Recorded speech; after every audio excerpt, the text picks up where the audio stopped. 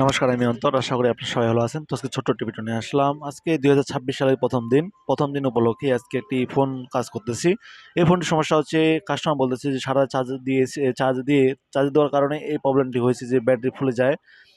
যারা অনেকে আছে যে চার্জার লাগাই দিয়ে গেম খেলে বা বিভিন্ন ফোন ইউজ করে, সেক্ষেত্রে এই ব্যাটারিগুলো ফুলে যাওয়ার পসিবিলিটি থাকে। বিভিন্ন সময় এই ব্যাটারি ফুলার কারণে অনেক সময় অ্যাক্সিডেন্ট হয়ে যায়। যেমন আমার দোকানে অনেক সময় এই ঘটনাটি ঘটে গেছে। যেমন কাজ করতে গিয়ে অনেক সময় ব্যাটারিতে আগুন ধরে যায় এবং এই ব্যাটারিগুলো ফুলের কারণে বা বিভিন্ন এখানে যদি ব্যাটারি কোনো লিকেজ থাকে, সেক্ষেত্রে এই ঘটনাগুলি ঘটতে পারে।